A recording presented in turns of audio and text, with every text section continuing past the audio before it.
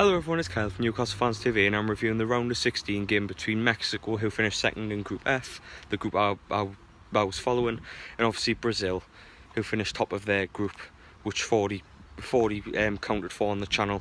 Looking at Mexico's lineup going into the game, they started with the same formation and kind of strategy that they've went with for all three group games that they played. Basically building the team around Lozano, Vela and Hernandez, trying to hit teams on the counter-attack with pace. And going into the game, they started very well, Mexico. They started on the front foot. They tried to cause a lot of problems through Lozano and through Hernandez. And they started quite well, had a couple of half chances through Lozano, but they didn't really test Brazil like they tested Germany in the early goings of the game.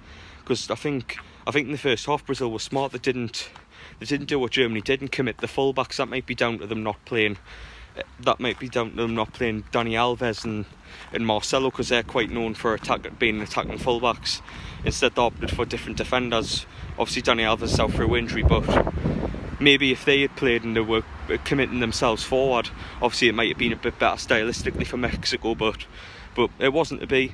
Mexico just couldn't get in behind the Brazilian defence, which I think frustrated them a little bit. And obviously, after the good start Mexico had, both teams cancelled each other out pretty badly in the first half, and it ended up being one of the most boring first halves in the World Cup so far, to be quite honest, since the last game of France's group a couple of days ago. It was that bad.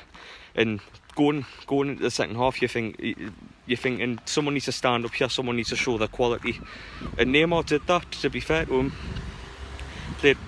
he's got all this pressure on to be one of the better players in the world, and obviously the most expensive player in the world.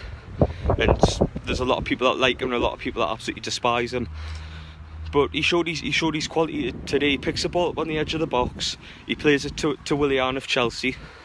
Willian makes a great run on the left-hand side, plays it across the box past Ochoa, the goalkeeper, and a move that was started by Neymar was finished off by Neymar as he just slots it into the bottom corner.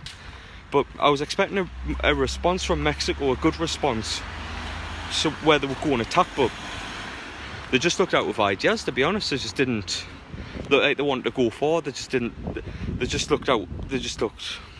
looked weak, to be honest. They were really poor, which genuinely surprised me, because Mexico throughout the tournament have been very attacking, very coordinated and looked full of energy all the time. But when they went 1-0 down to Brazil, they didn't. Everything that they've showed in the tournament so far, they didn't have at all, and it was surprising to me.